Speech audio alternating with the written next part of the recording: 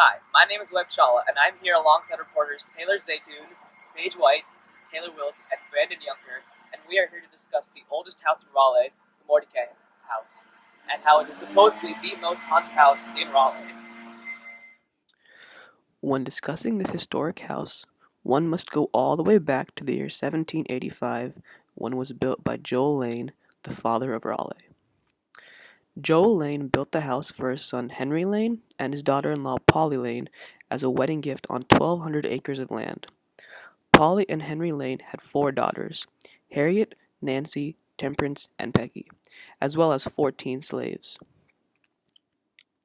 Shortly after the house was built in 1792, Joel Lane sold land south of the house to North Carolina to be built as the city of Raleigh. Henry Lane died when he was 33 with his wife. Polly Lane continued to reside in the house with her four daughters until her death in 1813. After Polly's death, the Lane house was rented out for several years while Henry and Polly's daughters lived with their grandfather. In the years that followed from 1817 to 1826, the oldest of four daughters, Peggy Lane, married Moses Mordecai in 1817. Moses Mordecai, a successful attorney and member of 1805 Court of Conference, came from a prominent Jewish family in Warrenton. And see, Moses was the son of Jacob Mordecai and Esther Whitlock. While Jacob's father was born and raised Jewish, his mother was a Jewish convert and his parents' marriage was not looked upon favorably because she was a convert. After Moses' father's death, his mother Esther remarried to Jacob Cohen, a Jewish businessman from the South. His marriage was looked at even less favorably among the community. It did not help Jacob's reputation among the Jewish community when he had a few bad business ventures. Even though Jacob cultivated an interest in Christian theology, he still claimed himself to be Jewish, causing Moses' marriage to the Episcopalian Peggy Lane to create such significant tension in his family that his father did not attend their wedding. After Peggy and Moses' marriage, Peggy's three sisters moved into the house with the newly married couple, in addition to two Moses' younger brothers. Moses Mordecai began to run the land as a cotton plantation during this time. The plantation grew to 5,000 acres and was considered the largest plantation in Wake County. In addition to the land Moses owned, where the Mordecai house is located, they also owned land in Edgecombe County and Johnston County, where the family maintained smaller plantations. Moses and Peggy Mordecai had three children, Henry, Ellen, and Jacob, before Peggy's death in 1821. Moses Mordecai remained a widower for 3 years until in 1824 he remarried the youngest Lane daughter, Nancy Lane. Moses and Nancy had one daughter named Margaret. Sadly, Moses died 6 weeks before their daughter was born. Upon Moses' death in 1826, he left in his will the money for the house to be expanded. William Nichols, the state architect who had remodeled North Carolina's first state house, planned the massive Southside addition. When the work was completed in 1826, the modest hall-parlor dwelling had been transformed into an elegant neoclassical house with 8 new rooms that the home has today and where Nancy and her children continued to live after the death of Moses. In 1842, the family's plantation in Wake County had 122 slaves, while their plantation in Edgecombe County had 96 slaves. Between 1850 and 1875, Henry Mordecai, Moses' oldest son, inherited the house on his 21st birthday. He married Martha Hinton when he was 26 and she was 16. They had 4 children, Margaret, Moses, Mary, and Martha. Henry and Martha's son, Moses, died at the young age of 4. When Henry Mordecai took over ownership of the plantation, the main cash crop became corn. In addition, in 1867, Henry Mordecai donated a wooded parcel east of the city to establish a Confederate cemetery known today as Oakwood Cemetery. In 1875, when Henry died, he left behind his widow, Martha Mordecai, and 2 of his daughters, Martha, nicknamed Patty, and Mary Willis, who still resided in the house. His other daughter, Margaret, married Dr. William Little and had 5 sons. Upon the death of their mother, the 3 daughters, Patty, Mary and Margaret, inherited the house equally. However, eventually Mary and Margaret gave their ownership to Patty. After the death of Margaret's husband, Dr. William Little, she moved back into the house with her sister Patty. During this time, the land no longer acted as a plantation. However, Patty was a very smart businesswoman and slowly sold off the Mordecai land and used the profits to invest in other ventures like Jarrett Tobacco, Carolina Light, and Power. These investments enabled the family to continue living the lifestyle they had lived at the height of their plantation when it spanned 5,000 acres. Patty died in 1949 and left behind an estate valued at over $100,000. Burke Haywood Little, the nephew of Patty, inherited the house upon her death. He was the last Mordecai family member to live in the house. He entered a nursing home in 1964, and his siblings and cousins decided to sell the home. The city of Raleigh purchased it in 1968 for $60,000 after it had been vacant for 4 years. The current Mordecai house is 3.2 acres, which is a significant decrease from the once 5,000. Through 5 generations of the same family that lived in the house, plantation life was not typical compared to other plantations in North Carolina. This is the result of the house being located so close to the capital. The family was very involved in city events. In addition, every year the family threw a very large Christmas party. They also had one of the largest plantations, with 5,000 plus acres of land and at least 200 slaves under their ownership. A small amount of slaves have had their experiences at the house documented, and we have uncovered one of them. In the book, My Folks Don't Want Me to Talk About Slavery, one of the slaves, Mattie Curtis, discusses life on the Mordecai plantation. Mattie Mordecai had a very negative perception of her life. She was born on a different plantation in Johnson County and was sold to 3 other families before finally landing, along with her mom, dad, and 2 siblings, at the Mordecai house. Mattie Curtis describes Mr. Mordecai as a mean drunk who often whipped his slaves all day long. In addition, Mr. Mordecai had a separate quarters for his yeller gals. Once the yeller gals' babies were born and grown up, they were given back to their mothers. However, Ellen Mordecai had a very different opinion of life for the slaves on her plantation. Her servant Sally was one of her best friends, and Ellen stated that she loved her just as she would love a sister. Sally often traveled with Ellen everywhere she went, including when Ellen was married and moved to a different house. Sally eventually moved back with Ellen to the Mordecai house, and Ellen stated that she loved Sally's children and husband just as she would have loved her own. Right before the end of the Civil War, Ellen was out in the yard playing with Sally's 3 children when a Yankee general, General Miles, came up to her and said, "Why, I had no idea that this was the state of such affairs." Ellen loved Sally's children so much, just as they were her own, and many people had no idea that such a life was possible for enslaved people. With such a rich history, the house also has rich tales of paranormal activities and ghost-like appearances. The ghost stories seem to have started after the city of Raleigh obtained the house. Once the house was attained, the first sighting occurred when a housekeeper saw a figure walking around the house comfortably. The figure was dressed in a black pleated skirt, a white blouse, and a black tie. After walking around the house for several minutes, the housekeeper followed the figure into the next room, but the figure was gone. The housekeeper could not see anything except a picture of the exact same woman with the engraving Margaret Mordecai at the bottom of the frame. The housekeeper refused to ever enter the house again. In addition, Mary Willis Mordecai, daughter of Henry Mordecai, is thought to be haunting the house as well. She's thought to be the figure lurking around, creating all sorts of disturbances within the house.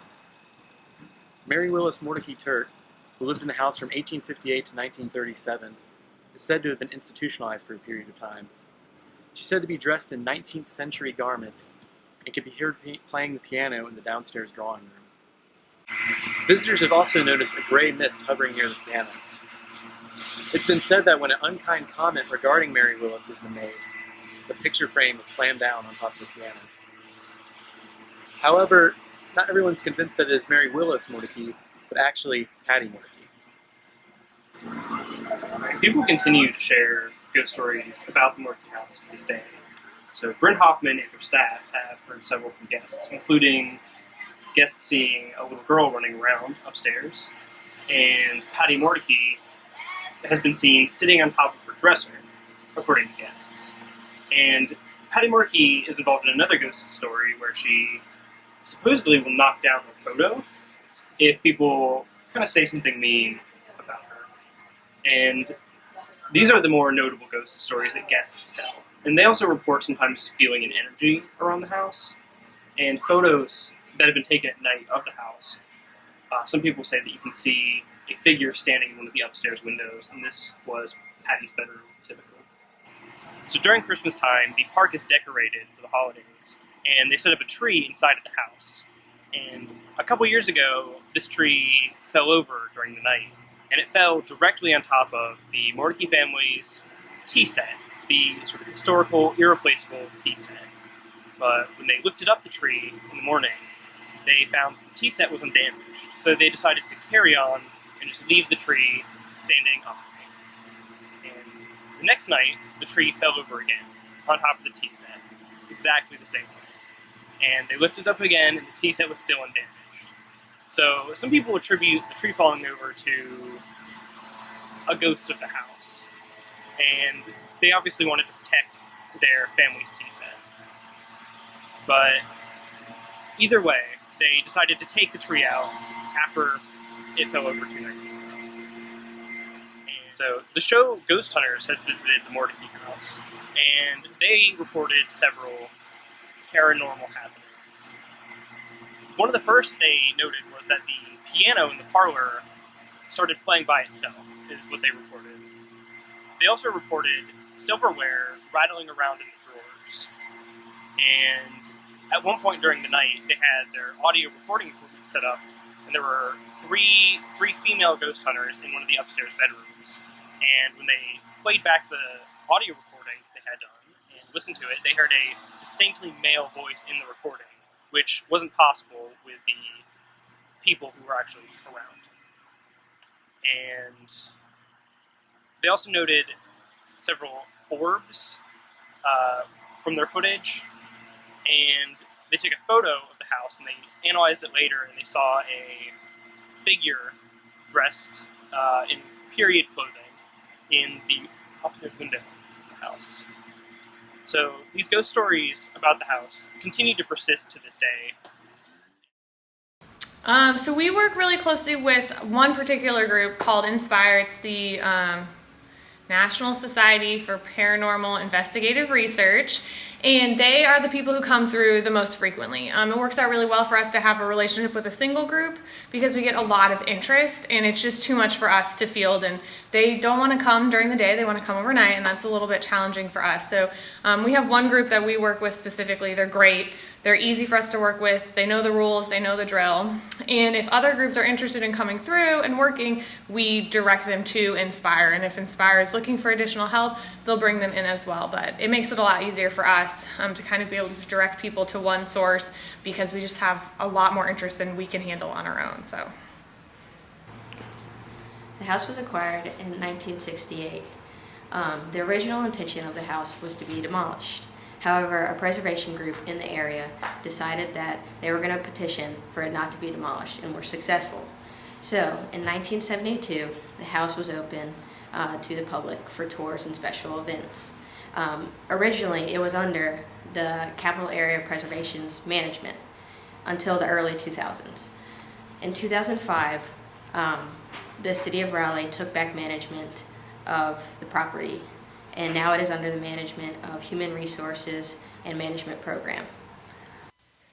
Ever since the Mordecai House was open to the public, it has always done special events and tours. Ever since they did the tours, they focused on catering to families, talking about the family that lived here, the life that they lived, and the enslaved people that live here. Depending on the tour, it catered to different groups. The largest demographic that they have is elementary school children, and so they cater to them by discussing the artifacts and how the history of this house plays into the history of Raleigh. So, however, if you are on a public tour, they cater basically to the group's interests. So whatever the group's interest is, they will give information regarding that.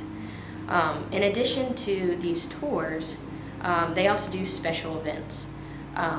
This includes the haunted tour, the Christmas tour, and lectures.